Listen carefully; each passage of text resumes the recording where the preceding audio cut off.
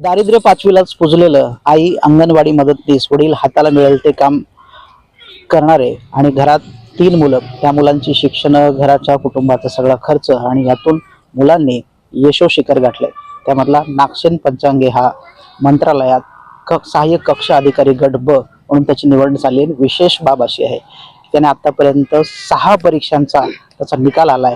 6 नोकऱ्या त्याला मिळालेल्या आहेत. एकूणच त्याच्या मित्रांना या संदर्भात काय वाटतं त्याच्या गावात काय प्रतिक्रिया हे जाणून घेणार आहोत. त्याचे मित्र आपल्या सोबत आहेत नागसेनचे. नागसेन पंचांगे हे सहाय्यक कक्ष अधिकारी म्हणून त्यांची निवड झाली. काय वाटतं तुमच्या मित्राचा एवढं मोठं यशोशिखर गाठलंय आणि एक परीक्षा पास झालाय तुम्हाला कसा आनंद होतोय? नक्कीच खूप आनंद होतोय कारण की नागसेन भाऊला मी अगदी लहानपणापासून बघतो. त्याचं अभ्यासातलं जे सातत्य आहे किंवा मग आमच्या जे गल्लीमध्ये दुधगाव जे आमचं गाव आहे त्यात जे कार्यक्रम होतात जसे की महापुरुषांच्या जयंत्या त्यात भाऊ जे नवीन येणारे मुलं आहेत त्यांना स्पर्धा परीक्षेच्या माध्यमातून खूप मार्गदर्शन करतो. आणि भाऊचा संघर्ष साधा नाही कारण की हे प्रत्येकाला माहीत आहे जे आमच्या ओळखीचे आहेत ते. आणि भाऊला सगळ्यात पहिल्यांदा जर एस टी महामंडळमध्ये जे यश आलं होतं त्यानंतर भाऊला अधिकारी होण्याचं एक स्वप्न होतं त्याच्या मनात. ते खऱ्या अर्थाने या फेब्रुवारी महिन्यात पूर्ण झालं. आणि अजून एक कारण भाऊकडे बघून आम्ही सर्वजण प्रेरणा घेत होतो आणि येणाऱ्या परीक्षांमध्ये आम्ही भाऊसारखंच करण्याचा प्रयत्न करू. ही खूप मोठी एक प्रेरणा आहे भाऊकडून आम्हाला. तुम्हाला काय वाटतं तुमचे हे मित्र आहेत बालपणीपासून कसा आनंद होतो? नागसेन सरांना आम्ही रूममेट. नागसेन सरचा अभ्यास म्हणजे ऑफिसच्या टाइमला 10 ते 6 ऑफिस करून नंतर रात्र 11 वाजेपर्यंत रीडिंगला राहणं अभ्यास करणं हे मी पाहिलं स्वतः जवळून बघितलं. तुम्ही पण तयारी करताय? हो सर. तुम्ही कसली तयारी करता? मी आपलं MPSC. नागसेन पंचांगे आहेत आपल्यासोबत त्यांच्याशी बोलूया. या इकडे. तुमचं कशा पद्धतीचं सुरू आहे म्हणजे कशा पद्धतीचं हे सगळं यश गाठलंय कारण हताश होतात मुलं सगळ्या नोकऱ्या मिळवताना आणि तुम्ही 6 नोकऱ्या मिळवल्या.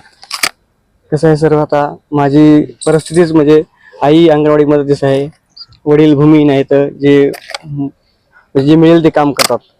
खरं तर आमची आर्थिक परिस्थिती कमी म्हणजे खालच्या म्हणजे दारिद्र्य खाली असल्यामुळं माझं म्हणजे आपल्या कुटुंबाला कसं आपण आपली परिस्थिती बदलू व आपल्या कुटुंबाचा राहणीमान दर्जा आपण कसं उंचावू हीच प्रेरणा घेऊन मी स्पर्धा परीक्षेची तयारीला सुरुवात केली. आणि कोणती का होईना अगोदर पोस्ट मिळवायची मग ती शिपाई का असो ना मी फॉर्म भरत गेलो आणि तयारी करत गेलो. मग सुरुवातीला मी परिचरच्या फॉर्म भरले तिथं वेटिंगला राहिलो. नंतर सुरुवातीचे परीक्षेला अपयश आलं परंतु मला नैराश्य खूप यायचं. कधी कधी एखाद्या जागी माणसाला रडू पण यायचं परंतु हार न मानता आपली या कुटुंबाची परिस्थिती आपल्याला बदलायची ही प्रेरणा समोर असल्यामुळं मी माझा सातत्य अभ्यासामध्ये ठेवलं.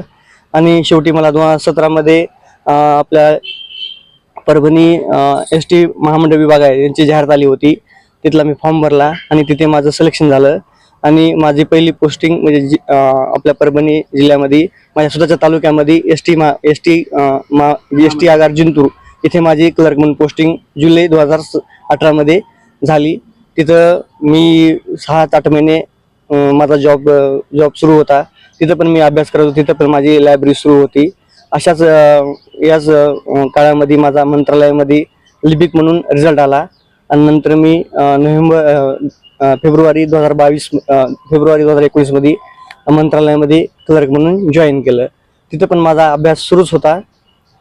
मधल्या काळामध्ये माझं DED झालं होतं त्यामुळं मी शिक्षक पात्रता परीक्षा पास होतो. 2017 मध्ये शिक्षक भरतीची पण महापोर्टल जे आहे शिक्षक भरतीचं त्याद्वारे शिक्षक भरतीची जाहिरात आली होती. तिथं मी फॉर्म भरला होता परंतु पहिल्या राऊंडमध्ये माझा काही सिलेक्शन झालं नाही. पण जेव्हा दुसरा राऊंड आला त्यामध्ये माझं सिलेक्शन झालं. तेव्हा मला सांगली झेडपीला शिक्षक म्हणून पोस्टिंग मिळाली. परंतु परत ते न्यायालयामध्ये प्रकरण गेल्यामुळे ते म्हणजे जॉईनिंगची प्रक्रिया लांबली.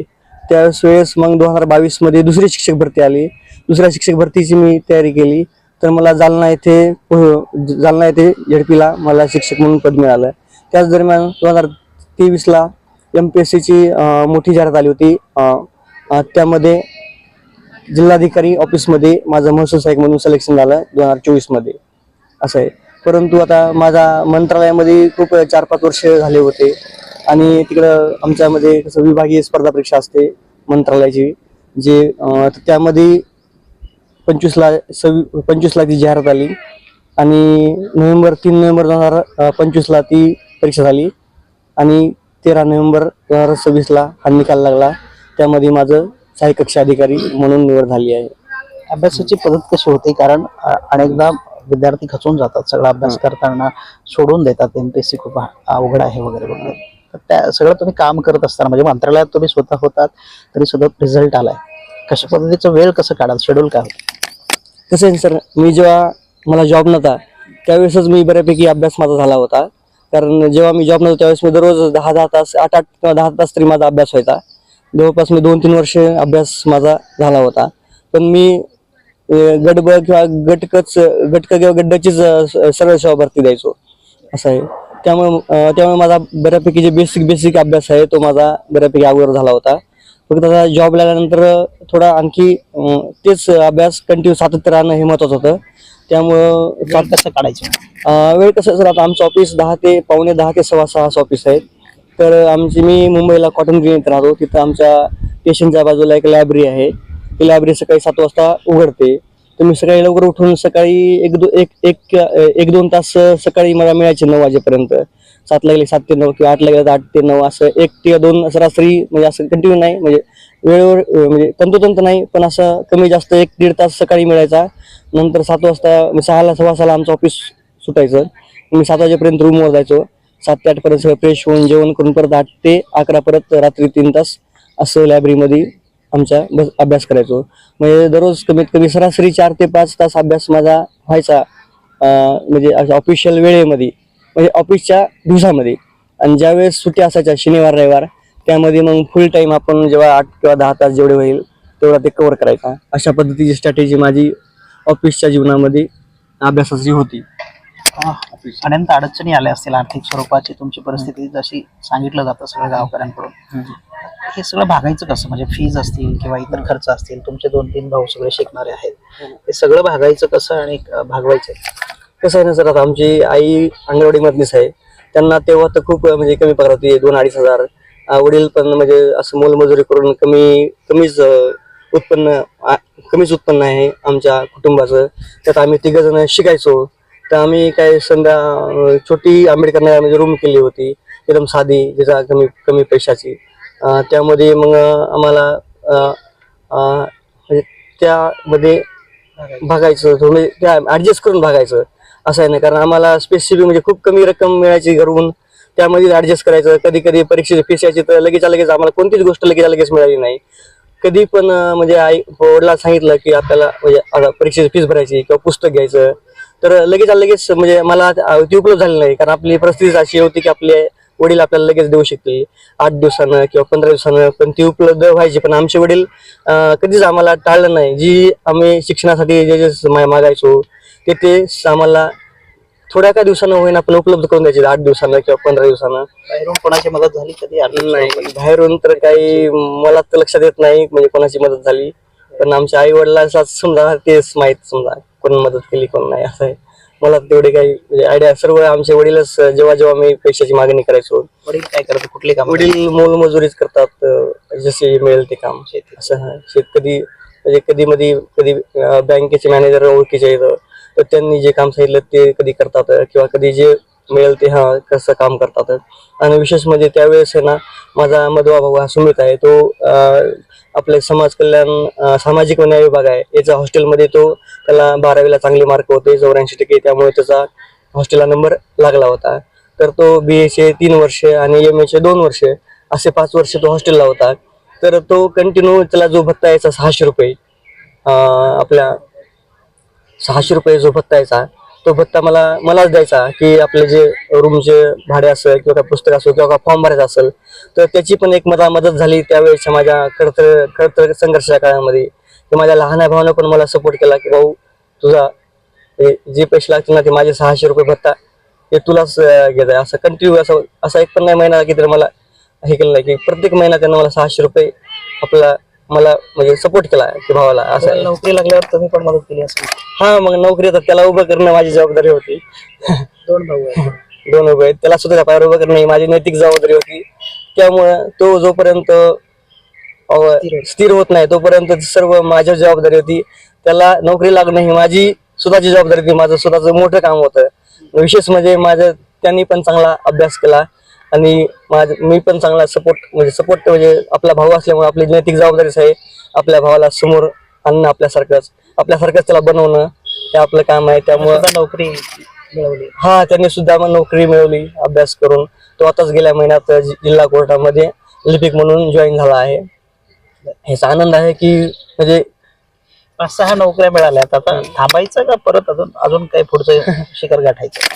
आता सध्या तरी अभ्यास थोडाफार आता वेळेच ऑफिसचा वेळ, कारण ऑफिसला पण कामाचा लोड असतो आणि ऑफिसला पण आपलं 100% परफॉर्मन्स चांगला द्यावा लागतंय.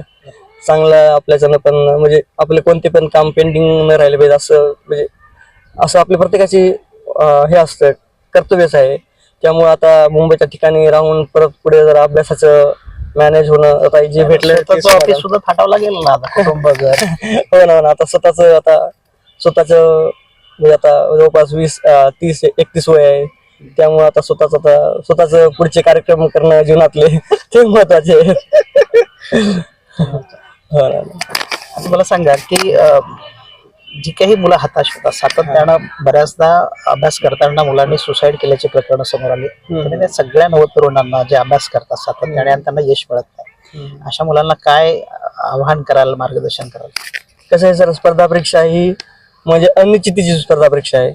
आपल्याला किती जरी आपला अभ्यास झाला तरी आपला रिझल्ट येईल असं काही सांगता येत नाही. त्यामुळे आपण निराश कधीच व्हायचं नाही. माझे पण सुरुवातीला रिझल्ट यायचे नाही, मी वेटिंगला राहायचो, थोडा एक मार्कांना द्यायचो. तेव्हा मला खूप निराश व्हायचं, खूप एकट्यामध्ये गेले खूप रडू यायचं की आपल्यासोबत असं का होतंय असं वाटायचं.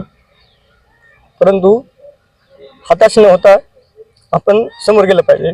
तुमच्या आयुष्यामध्ये असे काही क्षण आले होते? कधी वाटलं थांबा सर. कधी वाटलं होतं मला? नाही असा प्रसंग कधी वाटला होता वयात असं काही वेगळं करावं, आपण सातत्यानं अपयश येतो? नाही कसं सर, आता माझ्यासमोर माझं उद्देश होतं की आपल्या घराची परिस्थिती सुधारणं आहे. आपली घराची बिकट परिस्थिती आहे. आपल्या घराच्या बिकट परिस्थितीतून बाहेर आणणं हे आपलं म्हणजे माझी मुख्य प्रेरणा होती. त्यामुळे जोपर्यंत आपल्याला जॉब मिळत नाही, कोणता का होईना, शिपाई का, तोपर्यंत आपण थांबायचं नाही. आणि दुसरा माझ्याकडे पर्याय पण नाही. मला शेती आहे, नाही वडिलांचे काही दुसरे म्हणजे उत्पन्नाचे सोर्स आहेत. त्यामुळे माझ्याकडे एकच सोर्स होता की ते म्हणजे शिक्षण घेणं, शिक्षणातून समजा आपल्या स्पर्धा परीक्षेतून नोकरी मिळणं. सोर्सेस मुळे मुलांचं नुकसान होतं. शेती आहे, इतर काही आहे म्हणून मुलं थोडस तिकडे दुर्लक्ष करतात, असा तुमचा अनुभव आहे? नाही तसं काही नाही. प्रत्येकाची प्रायोरिटी आता वेगळी असते. तर माझ्याबद्दल म्हणजे माझी परिस्थिती माझी मुख्य प्रेरणा होती की आपली परिस्थिती आपल्याला बदलायची आहे. त्यामुळं मला म्हणजे नोकरी मिळवणं हा कसा पण माझा शेवटचाच पर्याय होता. पहिला पर्याय आणि शेवटचा पर्याय नोकरी हाच माझा पर्याय होता. त्यामुळं मला अपयश आले तरी मी खचून न गेलो. माझे बरेच मार्गदर्शक होते, माझे सिनियर जे स्पर्धा परीक्षेतले किंवा आपले जे गुरु असतात आपल्या म्हणजे शालेय जीवनातले किंवा BA चे, MA चे किंवा परिस्थितीतून सुद्धा प्रेरणा मिळायची. परिस्थितीतून प्रेरणा मिळते. परिस्थितीच आपली मुख्य प्रेरणा आहे सर. कारण कसं आपली परिस्थिती बदलणं म्हणजे ही आंतरप्रेरणा आहे की परिस्थिती, आपल्या कुटुंबाची परिस्थिती बदलली पाहिजे. यासाठी आपण मोठा मुलगा आहे तर आपल्यावर जबाबदारी आहे. तर आपणच आपल्या कुटुंबाची परिस्थिती बदलू शकतो. आणि त्यातून एकच पर्याय म्हणजे आपण स्पर्धा परीक्षेद्वारेच आपण एखादी नोकरी मिळून, छोटी मोठी नोकरी मिळून आपल्या परिस्थितीला सध्या हातभार लावू शकतो. हीच मोठी प्रेरणा होती. आणि त्यामुळं माझ्याच्यानं एवढ्या पोस्ट निघत गेल्या अभ्यासाद्वारे एवढ्या पोस्ट निघत गेल्या. नागसेनचा भाऊ आहे सुमित लहान, तो सुद्धा न्यायालयामध्ये नुकताच जॉईन झालाय. कुठल्या पोस्टवर तुम्ही जॉईन झाला? सर मी कनिष्ठ लिपिक या पदावर आहे. आपल्या जिल्हा व सत्र न्यायालय परभणी. इथं सध्या मी गेल्या महिन्यामध्येच रुजू झालेला आहे. काय वाटतं, तुमच्या भावानं एवढं मोठं यश गाठलंय, अधिकारी झालाय, तुमचे काय स्वप्न आहेत पुढे? चालू आहे सर, माझा बी सध्या अभ्यास वगैरे चालू आहे. याच्यासारखंच अभ्यास करून MPSC थ्रू एका क्लास 2ची किंवा क्लास 1ची पदवी मिळवण्याचं माझं हे स्वप्न आहे. त्यासाठी माझा चालू आहे अभ्यास वगैरे. भावाकडून मार्गदर्शन मिळतं, सातत्यानं मदत होते. अगदी लहानपणापासूनच मोठ्या भावानं मला मार्गदर्शन केलेलं आहे. म्हणजे कुठले पुस्तक वाचायचे, कसा अभ्यास करायचा, आता नैराश्याचा विषय आला होता. नैराश्यामध्ये आपल्याला कसं स्वतः सावरायचं ह्या गोष्टीबद्दल त्यानं वेळोवेळ प्रत्येक वेळेस मला मार्गदर्शन केलेलं आहे. खऱ्या अर्थानं त्याच्या मार्गदर्शनाची माझी पोचपावती आहे की मी कनिष्ठ लिपिके पद काढू शकलो खऱ्या अर्थानं. हे सुमितच नाही तर अजून तिसरा जो भाऊ आहे लहान, तो इथे नाहीये, तो सुद्धा मोठ्या प्रमाणात अभ्यास करतोय, एमपीएससीची तयारी करतोय आणि खऱ्या अर्थाने या 3 भावांनी मिळून जे आहे ते कुटुंबाचं नाव काढलंय. नागसेन सुद्धा अधिकारी झालाय, सुमित सुद्धा अधिकारी होण्याचं स्वप्न पाहतोय आणि तिसरा भाऊ सुद्धा त्याच मार्गावर पथक्रमण करताना पाहायला मिळतंय. एकूणच अभ्यास करणाऱ्या तरुणांनी हताश न होता सातत्य जर अभ्यासामध्ये ठेवलं तर नक्कीच यश मिळतंय असा सल्ला जे आहे ते नागसेनने दिला. व्हिडिओ जर्नलिस्ट गणेशसह गजानन देशमुख, TV9 मराठी, परभणी.